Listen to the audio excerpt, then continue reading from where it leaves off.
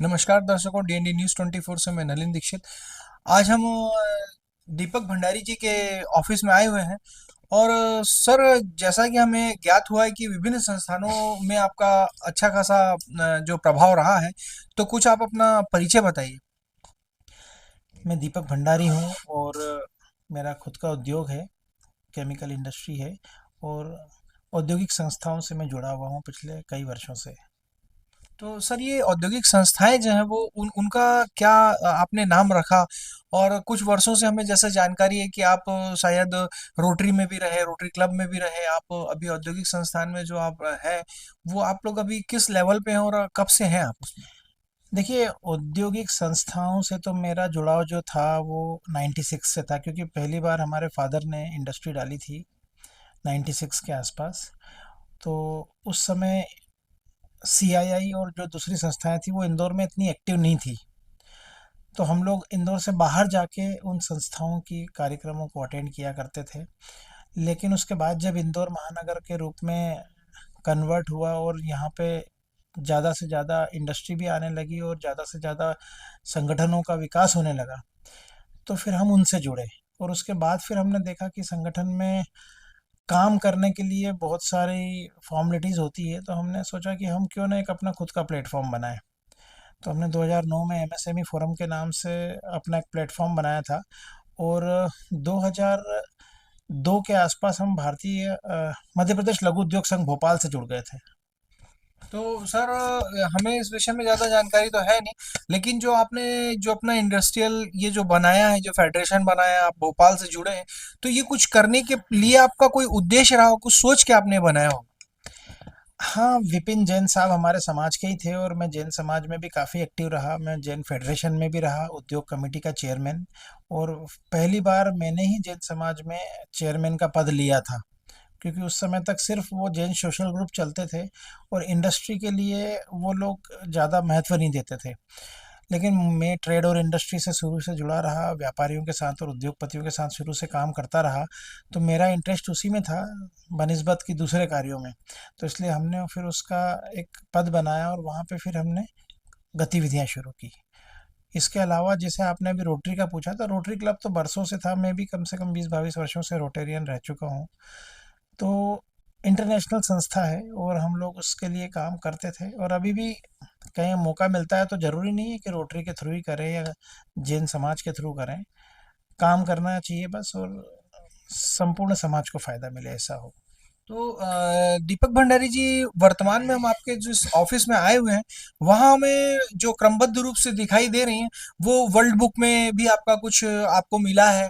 आप सीएम शिवराज सिंह चौहान जी के साथ भी आपका कुछ सम्मान हुआ।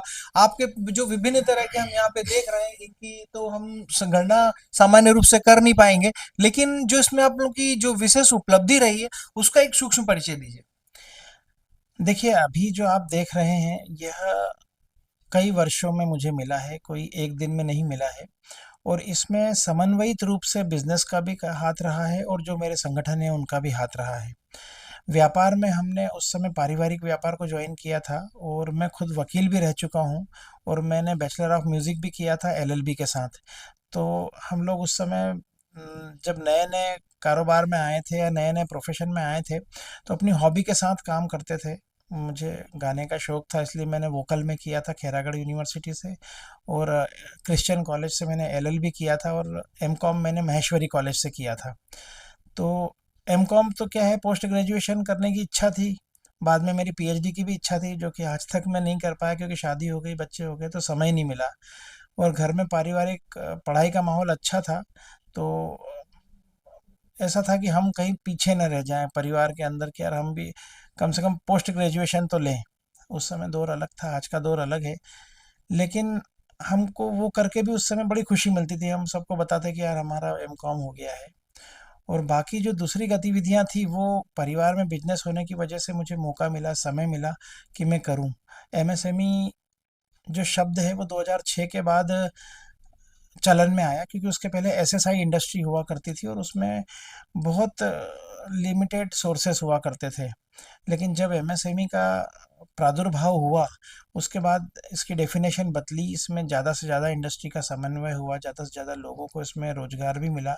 आज हम देखते हैं कि भारत की 30 से 40% जो औद्योगिक आवश्यकताओं की पूर्ति या जो एक्सपोर्ट की पूर्ति है, वो घरेलू और विदेशों में एमएसएमई के माध्यम से ही होती है। और एमएसएमई एक ऐसी जगह होती है जहाँ पे one man industry, one man army होती है। खुद का भी रोजगार हमें सृजन करना है और ज़्यादा से ज़्यादा लोगों को रोजगार देना, ये हमारी भावना होती है। और इसमें हम जीडीपी में भी योगदान देते हैं, एक्सपोर्ट में भी योगदान देते हैं, और रोजगारी का तो मैंने आपको बता ही दिया है। तो इससे प्रदेश का, राष्ट्र का, दोनों का विकास होता है, और परिवार का भरण पोषण भी होता है, और साथ में समाज कल्याण की भावना भी होती है। मैं क्षमा चाहता हूँ दीपक भंडारी जी, मैं आपको बीच में रोकते हुए एक प्रश्न मेरे जहन में आया है कि जो ये जो आपकी तपस्या रही, ये जो विजय पथ पे चलते हुए आप जो इस मुकाम पे पहुंचे हैं, इस मुकाम में पहुंचने में लगभग कितने वर्ष का समय आपको लग गया? देखिए भाई साहब, आप ये तपस्या और विजय पथ जो कर रहे हैं ना, बोल रहे हैं शब्द, ये तो मेरे जेहन में स्वीकार नहीं होंगे, क्योंकि ना तो मैंने कोई तपस्या की है, ना कोई विजय हासिल की है। लेकिन ये है कि पथ पे जरूर चल रहा हूँ मैं, और बहुत मेरी ताकत के हिसाब से छोटे छोटे कदम मैं आगे बढ़ा रहा हूँ। लेकिन इच्छा ये है कि अपने देश के लिए कुछ अच्छा करें, उद्योग और व्यापार के लिए कुछ अच्छा करें। और जैसा कि मोदी साहब बोलते हैं कि तीसरी इकोनॉमी हम बनने जा रहे हैं, तो तीसरी इकोनॉमी बनने में हमारा भी कुछ योगदान हो। और विकसित राष्ट्र की जो परिकल्पना है, जो 2047 में सार्थक होने का सरकार दावा करती है, उसमें भी हमारा योगदान हो, ताकि भविष्य में भारत विश्व गुरु बने। और पहले तो था ही सही, और आज भी लोगों ने बोलना शुरू कर दिया, ऐसी आहट मिलने लगी है कि सामरिक रूप से भारत सक्षम हो रहा है, इकोनॉमिक रूप से भारत सक्षम हो रहा है। और आज साक्षरता में भी हम देखें तो भारत बहुत आगे आ गया है, और हम तो इतने ब्लेस्ड हैं कि आईआईएम और आईआईटी जैसे कॉलेज हमारे शहर में है। तो हमें खुशी भी है यहाँ रहने के लिए, हम इंदौरी हैं, हम गर्व से कहते हैं यहाँ पे इतना। मैं जैसे विदेशों में भी जाता हूँ तो मुझे लगता है कि लोग इंदौर को जानते हैं स्वच्छता की वजह से, और यहाँ के भोजन और खाना पाने की वजह से। और जैसा कि आपने भी ऑफिस में मैंने देखा कि मुझे केंद्रीय उद्योग मंत्री ने भी अवार्ड दिया हुआ है, कि बहुत सारे केंद्रीय मंत्रियों के अवार्ड मुझे मिले हैं। सुमित्रा ताई जी ने भी, जब वो लोकसभा अध्यक्ष थी, मुझे अवार्ड दिया। शिवराज जी भी 2 बार अवार्ड दे चुके हैं। और ये सब अवार्ड से खुशी जरूर मिलती है, और खुशी के साथ साथ महत्वाकांक्षा भी बढ़ती है कि यार हम कुछ और अच्छा करें, कुछ और ज़्यादा करें। कि हम, अवार्ड अपनी जगह है, लेकिन अवार्ड के साथ साथ समाज को हम क्या दे सकते हैं।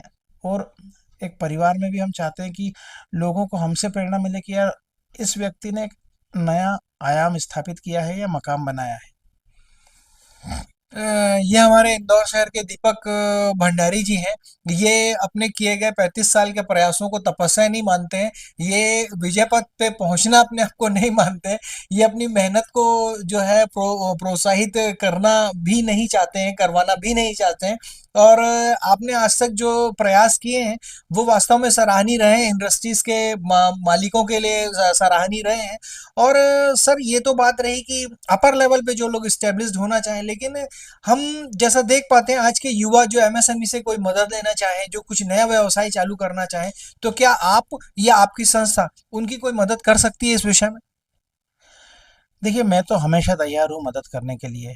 और अगर मैं तैयार हूँ तो हमारी संस्था भी कभी मना नहीं करेगी, क्योंकि संस्था हम लोगों ने मिल के बनाई है। और दूसरी बात, एमएसएमई 2 प्रकार की है, एक तो राज्य की एमएसएमई है, दूसरी केंद्र सरकार की एमएसएमई है।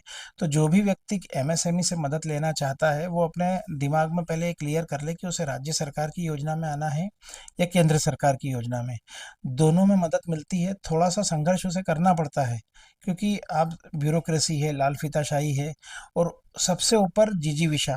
आज उसका यदि आत्मविश्वास उसके अंदर है, और थोड़ा सा परसुएशन लगातार, और यदि वो प्रयत्न करता है, तो सब काम होते हैं, कहीं कोई काम रुकता नहीं है।